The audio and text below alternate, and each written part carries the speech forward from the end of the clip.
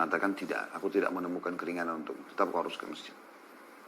Riwayat yang lainnya disebutkan bahwasanya Nabi SAW mengatakan iya.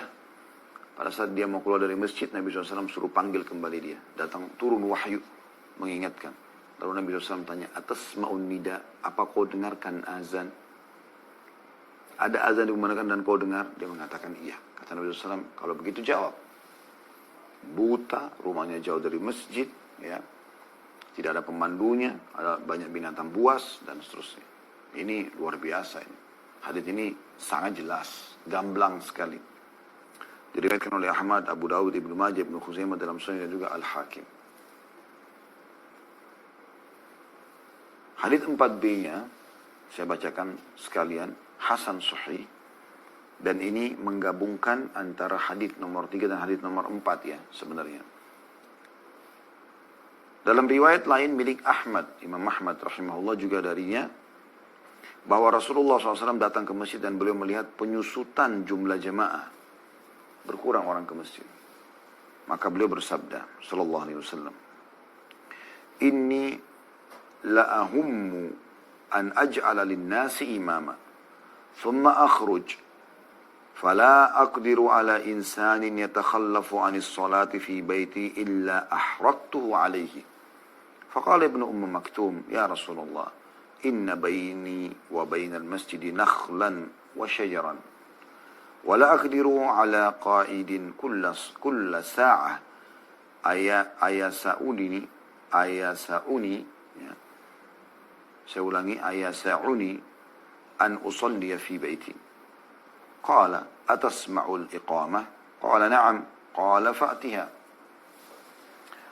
Sesungguhnya aku benar-benar ingin mengangkat seorang imam untuk orang-orang. Karena beliau selama itu jadi imam ya.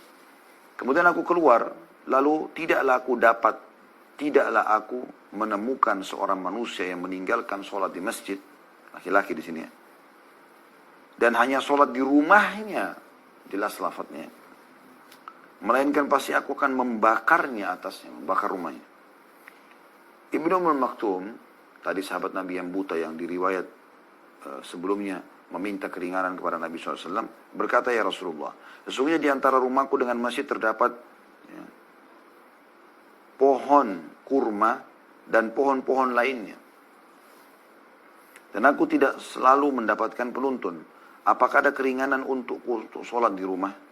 Nabi SAW mengatakan, apakah kau mendengarkan iqamah? Kalau riwayat tadi sebelumnya kau dengarkan azan ya.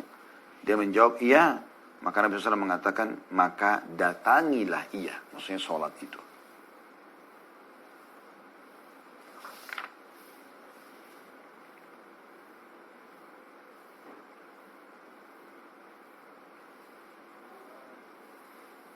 Kemudian teman-teman sekalian di bawah ini cukup ada keterangannya, cukup banyak keterangan yang ditambahkan di sini.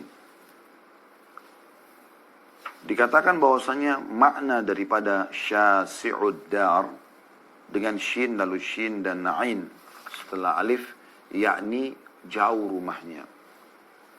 Ucapannya juga la yulayimuni, yakni tidak terus-menerus melazimiku atau membantuku ke masjid. Di naskah Abu Dawud la yulawimuni dengan waw, dan itu tidak benar sebagaimana dikatakan Khattabi dan lainnya. Maksudnya yang benar adalah la yulayimuni pakai ya. Al-Hafidh Abu Bakar bin Al-Mundhir berkata, diriwayatkan kepada kami dari beberapa sahabat Rasulullah SAW bahwa mereka berkata, man sami'an nida thumma lam yujib min ghairi udhrin fala salatalah. Para sahabat yang mendengarkan adzan lalu dia tidak menghadirinya tanpa udzur, maka tidak ada salat baginya. Di antara mereka adalah Abdullah bin Mas'ud, Abu Musa al-Ash'ari, dan ini diriwayatkan dari Nabi SAW. Di antara ulama yang berpendapat bahwa menghadiri sholat jamaah adalah wajib adalah Atha bin Abi Rabah, Ahmad bin Hanbal, dan Abu Thawr. Asy-Syafi'i berkata, rahimahumullah semuanya, aku tidak memberikan keringanan bagi orang yang mampu sholat dengan berjamaah untuk meninggalkannya kecuali karena udzur. Jadi Imam Syafi'i pun yang dalam pendapat mengatakan sunnah muakkadah, menjelaskan dari makna yang lain, aku tidak memberikan keringanan bagi orang yang mampu sholat dengan berjamaah untuk meninggalkannya kecuali karena udzur. Setelah menyebutkan hadits Ibnu Maktum, Al-Khattabi berkata, pada hadits ini terdapat dalil bahwa menghadiri jamaah adalah wajib. Jika hal itu hanya sebatas sunnahkan, niscaya yang paling berhak untuk tidak menghadirinya adalah orang-orang yang lemah lagi udzur. Dan orang-orang yang keadaannya seperti Ibnu Maktum, Atha bin Abi Rabah, Ibnu Maktum yang tadi buta ya. Atha bin Abi Rabah berkata rahimahullah, seorang ulama tabi'in, tidak seorang pun makhluk Allah di kota maupun di desa yang memiliki keringanan jika tidak mendengarkan azan untuk mendengarkan sholat jamaah. Saya ulangi, tidak seorang pun makhluk Allah di kota maupun desa yang memiliki keringanan jika dia mendengar azan untuk meninggalkan sholat jamaah. Al-Auza'i berkata, tidak ada ketaatan bagi seorang ayah yang meninggalkan sholat Jumat dan jamaah. Tuh, padahal patuh. Orang itu adalah kewajiban, tapi Al-Auza'i beristihad dan mengatakan hal tersebut. Hadits ini teman-teman luar biasa. Menunjukkan bagaimana ditambah lagi dan dikuatkan pendapat-pendapat para ulama tentang wajibnya sholat berjamaah di masjid, dan bagaimana Ibnu Ummul Maktum yang sudah menjelaskan keadaannya di riwayat ini 4b lebih ditegaskan lagi kalau antara rumahnya sama masjid itu ada banyak pohon-pohon. Ya, orang buta biasanya kan kalau ada satu pohon, ya, dua pohon mungkin dia masih bisa menghindar, tapi kalau banyak pohon dia bisa tersesatkan. Tadi dia mau tinggal lurus ke masjid nih, tapi ternyata karena banyak pohon, dia sentuhkan dengan tongkatnya, dia bisa ke kanan, bisa ke kiri, bisa malah menyimpang. Tapi tetap saja Nabi SAW mengatakan, Fatiha, datangi. Dan rumahnya jauh dari masjid. Jelas tentang masalah kewajibannya sholat berjamaah ini. Selanjutnya 430. Dari awal kita belajar hadis, dan ini urutan 5 di pasal kita atau di bab kita. Sebenarnya titik 2 sahih. Dari Abu Hurairah radhiyallahu anhu, dia berkata, Atan Nabiya sallallahu alaihi wasallam rajulun a'ma faqala ya Rasulullah laisa li qa'idun yaquluni ila al-masjid fasala Rasulullah sallallahu alaihi wasallam an yurakhkhisa lahu fayusalli fi baiti farakhkhasa lahu falamma walla da'ahu faqala hal tasma'u an-nida'a bis-shalah qala na'am qala fa'ajib. Seseorang laki-laki buta datang kepada Nabi SAW dan berkata, ya Rasulullah, aku tidak mempunyai penuntun yang menuntunku ke masjid. Lalu dia meminta kepada Rasulullah SAW agar beliau memberikan keringanan kepadanya sehingga ia bisa sholat di rumahnya. Selalu ada lafaz masjid, rumah ya. Ini sudah menjawab teman-teman yang masih mengatakan, boleh kok dan boleh kok meringan-ringankan masalah ini ya. Maka beliau memberinya keringanan. Awalnya orang buta ini dikatakan, oke, boleh silakan. Karena dia buta. Ketika ia beranjak atau dia beranjak, Rasulullah SAW memanggil dan bertanya, apa kau mendengarkan panggilan untuk sholat? Azan dengar gak? Dia menjawab, iya. Maka beliau SAW menjawab, maka penuhi panggilan azan tersebut. Hadis ini sahih riwayat Muslim dan juga An-Nasai.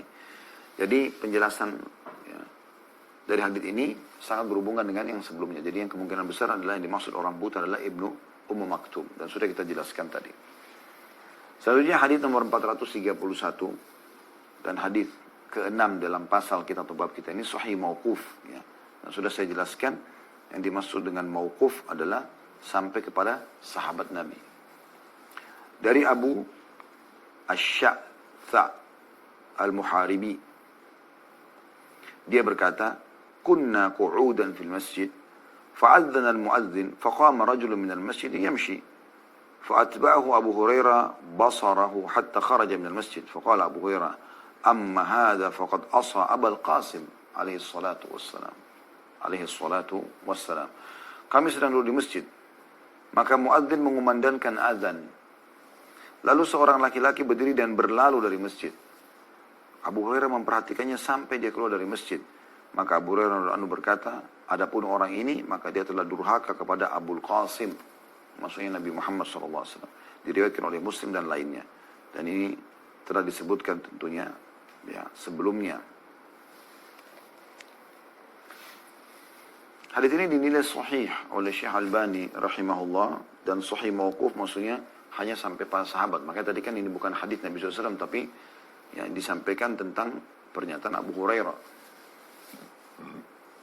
Dan di sini kita bisa lihat bagaimana seseorang yang keluar dari masjid di waktu azan. Tentu di sini bukan maksudnya keluar untuk wudu ya. Kalau orang keluar untuk wudu, untuk ke WC, kemudian dia mau kembali lagi, lain. Tapi memang keluar orang ini tidak mau sholat berjamaah.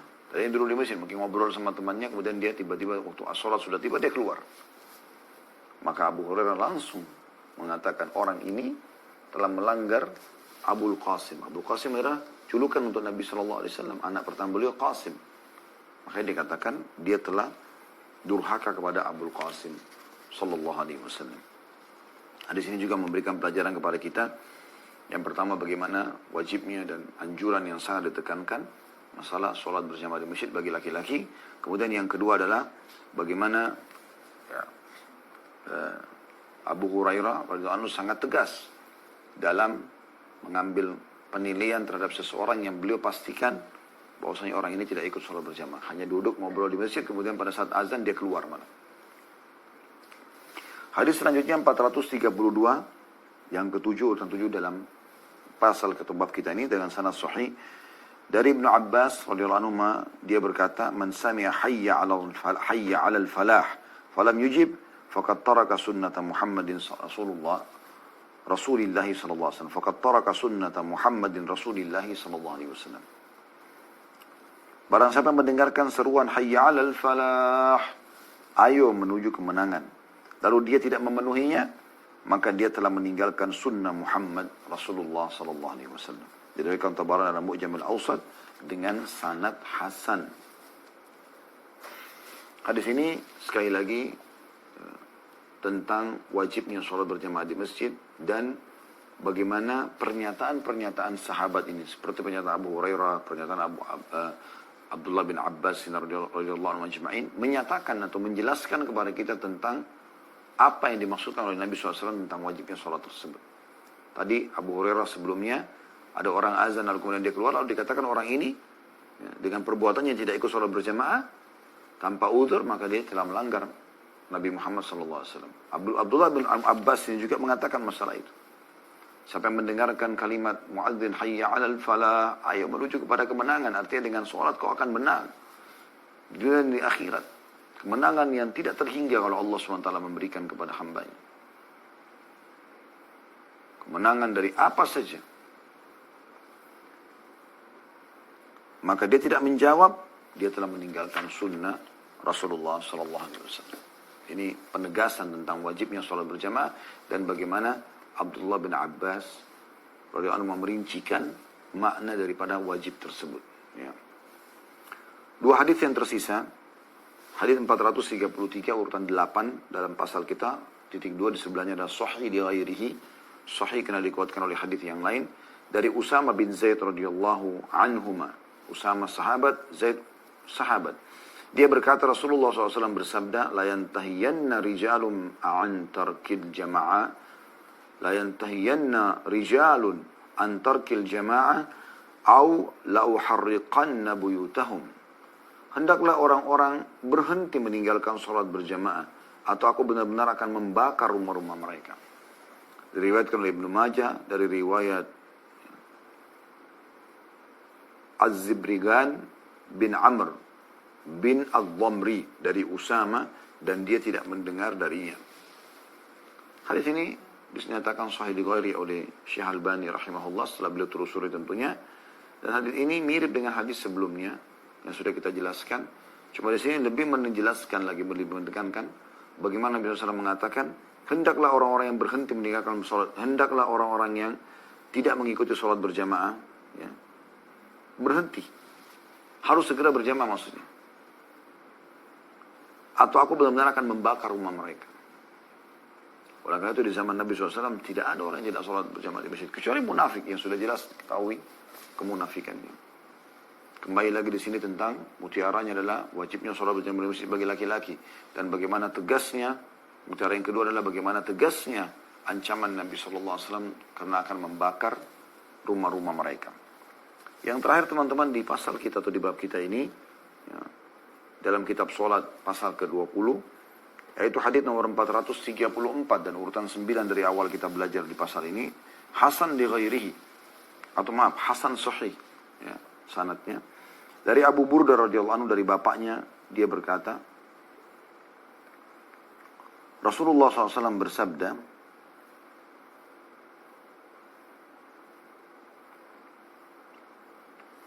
man sami'a nida'a farighan sahihan falam yujib fala salatalah. Barang siapa mendengarkan panggilan azan dalam keadaan tidak punya kesibukan, dan dalam keadaan sehat lalu dia tidak menjawabnya, maka tidak ada sholat baginya. Diriwayatkan oleh Al-Hakim dari riwayat Abu Bakar bin Ayyash dari Abu Husain. Di sini disebutkan begitu ya.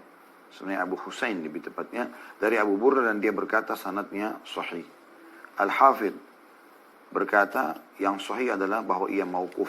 Mauquf maksudnya hanya sampai kepada sahabat.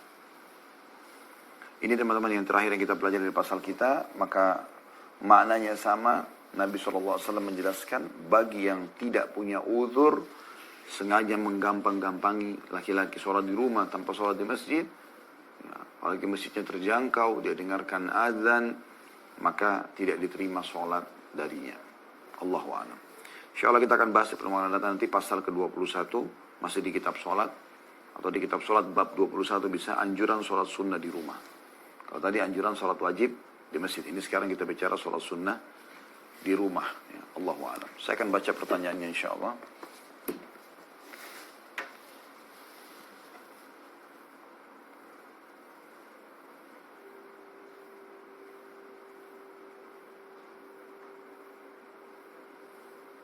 Dari Ibu Fitri, 30 tahun Bekasi, ibu rumah tangga. Assalamualaikum warahmatullahi wabarakatuh. Ustaz, pertama sekali saya ingin mengucapkan selamat atas penghargaan untuk Ustaz. Semoga Ustaz dan tim juga semua yang mengikuti kajian ini bisa selalu istiqomah dan dikuatkannya iman kita. Allahumma amin. Sama-sama Bu, insyaAllah. Jazakillahu khairan. Itu cuman formalitas duniawi. Ya. Karena kami diundang, maka kami jawab insyaAllah. Semoga Allah ikhlaskan niat kita. Ustaz izin bertanya, bolehkah sholat fardu sambil menggendong anak? Dan bagaimana tata cara yang benar? Karena anak saya kadang rewel, tidak bisa ditinggal. Jawabannya boleh Bu. Imam Bukhari rahimahullah dalam Sahih beliau, Sahih Bukhari, itu menulis bab khusus, bab bolehnya menggendong anak atau bayi dengan sholat. Yang diangkat adalah bagaimana sikap Nabi SAW dalam menggendong cucunya Umamah pada saat sedang mengimami sholat. Ya. Cara yang benar adalah yang dilakukan Nabi SAW menggendongnya pada saat ruku, diletakkan di depan Nabi SAW, kemudian beliau i'tidal, beliau sujud, pada saat mau berdiri ke rakaat kedua, beliau gendong kembali. Yang kedua, bolehkah menolak ajakan keundangan orang hajatan? Karena yang mengajak orangnya angkuh, tidak mau bersapa dengan tetangga. Bagaimana sikap kita yang benar? Mohon pencerahannya, jazakallahu khairan. Jangan Bu, tetap jawab aja. Kecuali mungkin ada alasan-alasan lain, kayak sekarang masa pandemi, mungkin mereka tidak mengikuti peraturan pemerintah lain, Anda khawatir gitu kan, atau Anda punya udzur syar'i, Anda tidak mungkin tinggalkan anak di rumah, atau lagi ada suami dan Anda tidak memungkinkan, dia butuh dilayani misalnya, itu lain. Tapi kalau tidak ada udzur, Anda datang saja. Dan terutama juga hajatannya bukan hal yang buruk ya, bukan hal-hal yang syirik, yang bid'ah, yang maksiat kepada Allah Subhanahu wa taala, hal-hal yang disunnahkan. Enggak ada masalah, Anda boleh datang. Kalau masalah Anda menilai orang angkuh, saya yakin tidak mungkin dia angkuh kalau dia mengundang, gitu kan. Cuma memang ada sebagian orang, mungkin bawaan dia seperti itu. Kita melihat dia sombong, padahal sebenarnya tidak. Hatinya mungkin bersih, baik.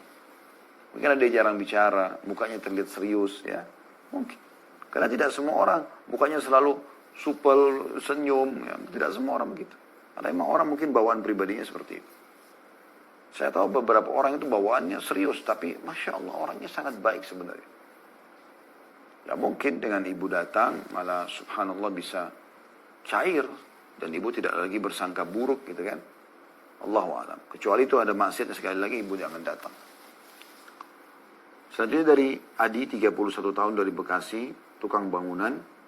Setelah Assalamualaikum warahmatullahi wabarakatuh. Ustaz, saya sangat jarang sekali sholat berjamaah kecuali waktu-waktu tertentu, atau pas bulan puasa saja.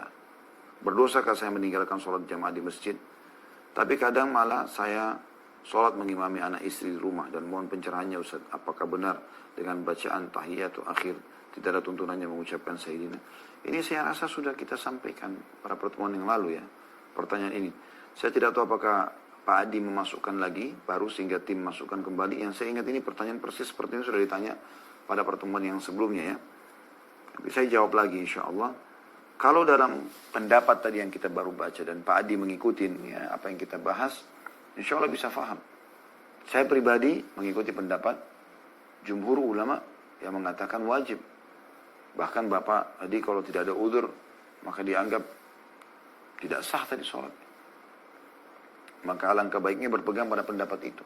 Ke masjid saja. Ke masjid tidak ada ruginya ke masjid. Banyak sekali manfaat yang Anda bisa dapatkan. Sebagaimana saya bahasakan tadi. Ada dapat doa, baca doa keluar rumah. Bismillah tawakkaltu ala Allah la hawla wa la quwata illa billah. Ada doa ke masjid. Allahumma jal fi qalbi nura, fi lisani nura, fi sam'i nura, fi basri nura. Banyak doa yang kita bisa baca. Ya Allah jadikan di hatiku cahaya, di penglihatanku cahaya, di pendengaranku cahaya. Semua kita minta cahaya. Itu ada doa menuju ke masjid. Itu kita bahas di hari Senin sore ya. Sekitar jam 4 sore selepas asar. Selalu kita bahas tentang doa, kumpulan doa. Di antaranya doa ke masjid ini. Setiap langkah Anda, satu langkah mengampuni dosa, satu langkah mengangkat derajat, satu langkah. Dan salah satu langkah ini juga dicatat satu pahala. Ya, itu luar biasa gitu. Belum lagi doa masuk masjid. Belum lagi langkah kaki tadi ke masjid masuk, kanan, keluar, kiri. Ini semua berpahala.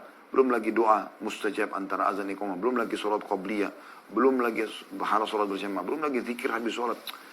Yang didoakan oleh malaikat yang kata Nabi SAW, siapapun selesai sholat lalu dia berzikir. Selama dia belum berbicara dengan orang di sebelahnya, belum batalin wudunya, belum berdiri dari musallahnya, maka malaikat mengatakan, ya Allah ampuni dia, Allah rahmati dia. Keutamanya terlalu banyak yang Pak Adi luput gitu ya. Sayang sekali. Ini juga sudah saya jawab, masalah tidak adanya atau apakah memang betul tidak ada dalam lafaz tahiyat kata-kata Sayyiduna.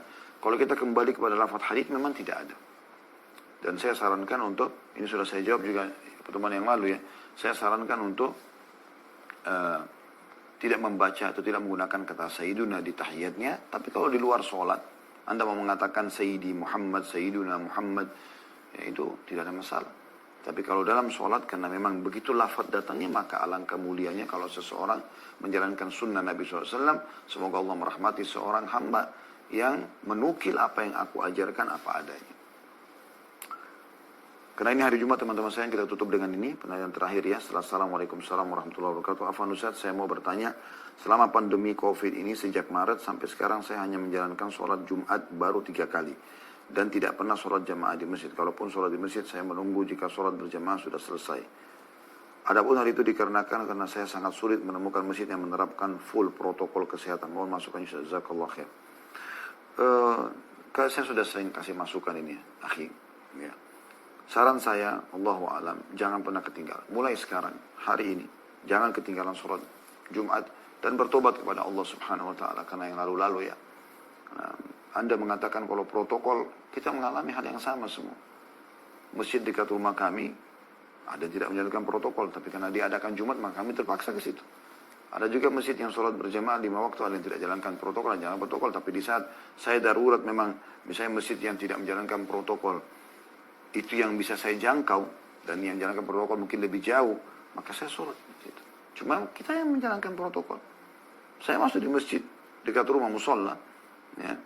Karena waktu itu saya pas keluar, ingin mengejar sholat subuh waktu itu.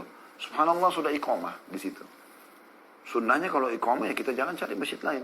Kan gitu. Saya jalankan sunnah itu, atau anjuran itu, karena pernah ada ditanyakan kepada seorang syekh di Madinah, tentang masalah seseorang yang mau pergi ke Masjid Nabawi, pahalanya 1000. Masjid Nabi SAW, sholat 1000. Kemudian dia dengarkan iqamah di tengah jalan. Apakah dia lanjutkan sholat ke Masjid Nabawi walaupun masbuk 1 rakaat, atau dia sholat di masjid yang terdekat? Jawabannya syekhnya, lebih baik dia sholat sini, mengejar keutamaan awal waktu. Dan masalah dia niat ke Masjid Nabawi sudah diberikan pahala oleh Allah Subhanahu wa ta'ala. Maka saya pernah mampir, subhanallah, tidak ada satupun jamaah yang pakai masker. Tidak ada jarak di sholat, gitu kan. Jadi protokol tidak dijalankan, tapi saya sendiri pakai masker, dan saya sendiri pada saat itu pakai masker merasa asing sebenarnya, tapi saya tidak pedulikan, saya menjadikan contoh buat mereka. Pas sholat saya berdiri dan saya lanjutkan zikir sambil saya jalan, karena memang tidak ada jarak di antara jemaah kan, tidak menjaga protokol itu. Allahu a'lam. Jadi saran saya tetap Anda jaga ya, semoga Allah Subhanahu wa taala memudahkan kita untuk mengamalkan ini tentunya. Buat teman-teman sekalian, jangan lupa teman-teman di YouTube selalu like, subscribe, dan juga loncengnya supaya Anda selalu mendapatkan informasi yang baru. Kalau Anda mau komen yang positif gitu kan. Dan saya sarankan teman-teman justru yang memang tidak menginginkan materi ceramah, baik kami ataupun ustaz-ustaz lain, untuk kami sarankan tidak usah ikut nonton, sehingga selalu datang hanya untuk dislike misalnya, ya, atau memberikan komen-komen negatif, ya, Anda tidak usah masuk. Lebih baik Anda tidak usah sibukkan dan meluangkan waktu untuk itu, supaya juga tidak menambah dosa buat Anda. Bagi teman-teman yang subscribe, Masya Allah, dengan niat ikhlas, insya Allah akan ada pahala di sisi Allah SWT. Teman-teman juga di Instagram, di Facebook selalu follow dan jadikan ini sebagai ajang kita bersama-sama berta'awun atau bersama dalam kebaikan insya Allah. Kalau benar dari Allah, pada saat dari saya mohon dimaafkan dan semoga Allah SWT memudahkan kita untuk mengamalkan semua apa yang sudah kita pelajari. Subhanakallahumma bihamdika, asyhadu an la ilaha illa anta astaghfiruka wa atubu ilaik. Assalamualaikum warahmatullahi wabarakatuh.